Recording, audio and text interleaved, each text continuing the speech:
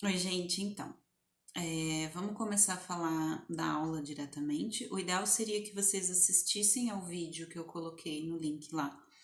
Eu vou colocar para quem não é meu aluno e está assistindo esse vídeo. É um especial que a Viviane Mosé gravou para o Café Filosófico. Já tem mais de 10 anos esse especial, mas ontem eu assisti ele de novo, inteiro, e eu sempre me surpreendo com a atualidade desse tema, né? Ainda mais no momento que a gente está vivendo agora. Então assistam, eu vou deixar o link embaixo para quem quiser ver depois e também para os meus alunos no portal. Primeiramente, eu queria falar sobre a importância, mais uma vez, da gente pensar no Nietzsche nesse parênteses que eu tô falando, que eu tô fazendo na aula de estética, né, dessa progressão do que é belo e do que é verdadeiro, que a gente vinha falando de Platão e Aristóteles, né? Como assim agora a gente pula para o Nietzsche? Antes de pensar no conceito de beleza, a gente precisa pensar no para que e para quem. Por que essa busca? Do que a gente está fugindo e o que a gente está buscando? Essa era a pergunta do Nietzsche. Ao invés de perguntar-se, né, qual é a verdade, como fizeram os outros filósofos, Platão e Aristóteles, né? Começaram isso, Sócrates, na verdade, antes de Platão. Ele se pergunta por quê? Por que a busca da verdade? O que a gente está fazendo? Né? Por que a gente está pensando nessas coisas, né? Teve uma aluna que perguntou, eu até coloquei aqui a pergunta dela, deixa eu achar para vocês.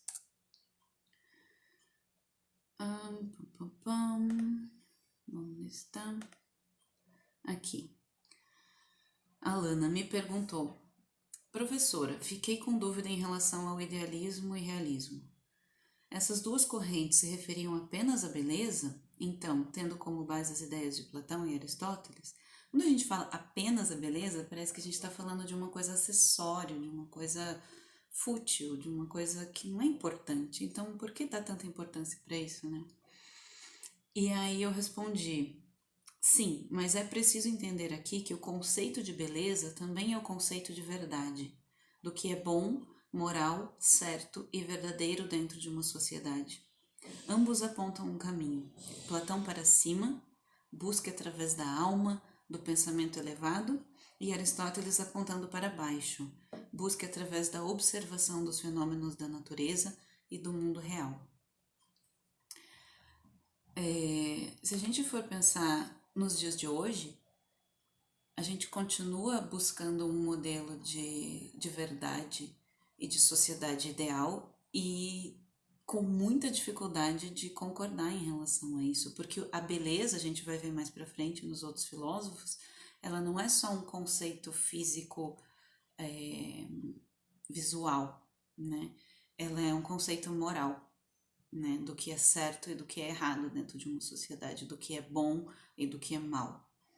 E essa busca, a gente precisa se perguntar por quê? Por quê? E é isso que o Nietzsche fazia. Por que eu estou buscando a verdade? Para que, a frase dele é essa, para que e para quem serve a verdade? E a gente vai falar um pouquinho sobre isso nessa explicação que eu vou dar sobre esse vídeo. Então assistam o vídeo, assistam essa explicação e depois, se puderem, voltem no vídeo que vocês vão rever alguns trechos e daí a ficha vai cair. Eu espero. Né? Não é um conceito tão simples assim, mas eu vou tentar simplificar ao máximo. Vou partir para os slides então.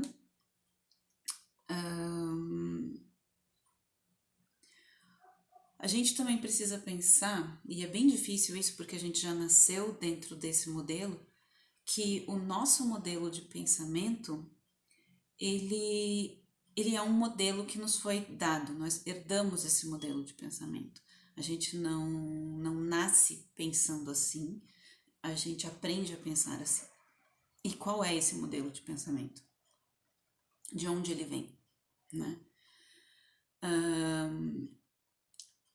dentro do modelo que é o nosso, que é o modelo socrático-platônico, né? Porque nós somos pós-socráticos, pós-platônicos, a gente cavou, segundo a Viviane, um leito de rio dentro desse modelo de pensamento que nos leva a acreditar em algumas coisas coletivamente. Então, por exemplo, que existe uma separação entre alma e corpo. Isso é meio que quase todo mundo, de uma certa maneira, entende que há essa divisão, em que o espírito seria mais elevado que o corpo. O corpo é perecível e a alma não, né? Da onde vem isso?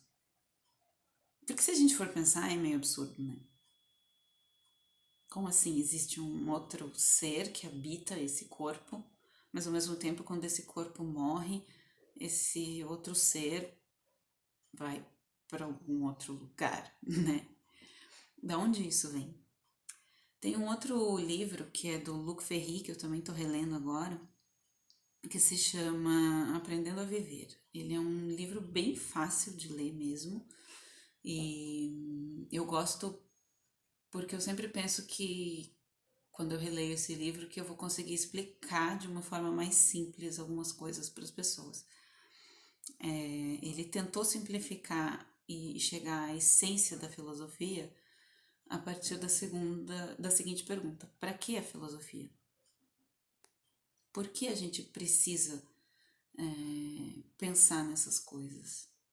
E ele chega a uma questão que eu estava colocando como provocação para vocês nos vídeos anteriores, que é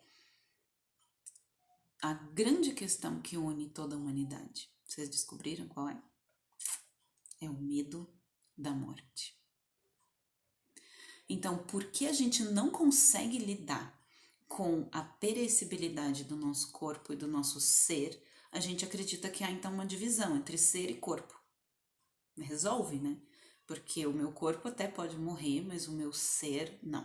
O meu ser é infinito e ele permanece em algum outro plano, e aí a gente encontra inúmeras outras explicações para isso, né? Dentro das religiões, que aí de uma certa forma sistematizam esse pensamento, cada uma à sua maneira. Mas é o medo da morte, é o medo de enfrentar o aqui e agora, né? E quando a gente fala da morte, a gente também não está falando só da morte biológica, da morte do corpo. A gente está falando da morte do instante. Por isso a gente fotografa, por isso a gente anota, por isso a gente grava aquele vídeo naquele show, que daí todo mundo fica olhando e falando, mas por que essa criatura, ao invés de assistir a porra do show, desculpa, em vez de assistir o show, tá gravando isso num celular e depois não vai assistir nunca. Não vai, não vai. Mesmo vídeo de casamento, quem que assiste isso de novo, né? Enfim. Mas a gente tem essa angústia da morte do aqui, agora. Só que veja que coisa paradoxal. Para salvar o aqui e agora, para registrar o aqui e agora, para que eu possa ver depois, eu justamente me ausento, eu mato o meu aqui e agora para ter esse aqui e agora depois. Não é doido isso? É. Mas por quê? Porque eu não consigo viver com a possibilidade da morte do instante. Não só da minha morte física, mas da morte de todas as coisas que eu vivo. E é isso que nos une enquanto seres humanos. O que está fazendo a gente ficar preso em casa agora? Né? É o medo da morte. Não só a nossa, né? Mas das pessoas que amamos. E justamente, paradoxalmente, a gente está justamente preso no aqui e agora.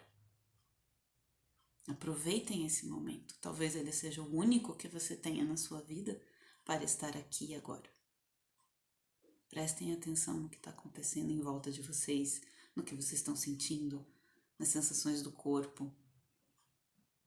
Porque é só isso que existe. A gente fica angustiado pensando no amanhã e ele nunca chega. Então, mas voltando ao vídeo, então Acho que ficou clara essa ideia do nosso modelo de pensamento e de onde ele vem, né? Então, o nosso modelo de pensamento é um modelo que acredita que há uma separação entre corpo e alma, né? E que o corpo morre e a alma não. E de onde ele vem? Ele vem dos gregos, pós-Sócrates e Platão, né? Antes disso era diferente, ela explica isso no vídeo. Deixa eu ver se eu sigo ou se eu faço um outro vídeo para explicar. Então, o que ela fala no vídeo, eu até anotei essa frase aqui, antes de Platão, né, isso 450 anos antes de Cristo, o ser humano se relacionava com a vida com pudor, sem o sonho de dominar e controlar as forças da natureza e da vida. A gente pensa assim, por que o homem quer controlar as forças da natureza? A gente pensa, para agricultura, para ter abrigo, para garantir sua sobrevivência. Mas quais são as forças da natureza que a gente quer controlar? Não é apenas domesticar os animais e controlar as plantações, enfim. É justamente a natureza que nos mata, aquilo que nos faz mortais. É essa natureza que a gente quer controlar. É para isso que a ciência avança. É essa nossa busca, né? Essa nossa busca de controlar a morte.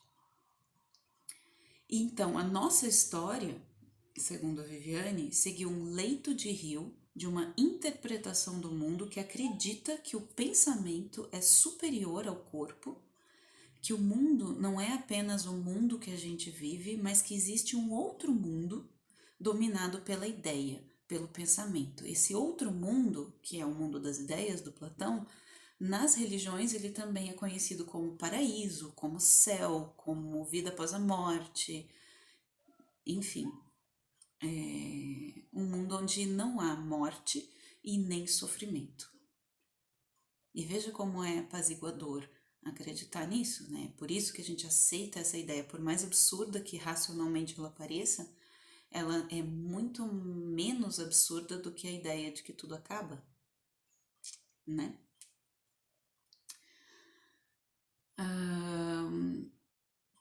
Eu vou falar no próximo vídeo, vou entrar no outro slide, um outro assunto, que é a ideia de infinito do tempo.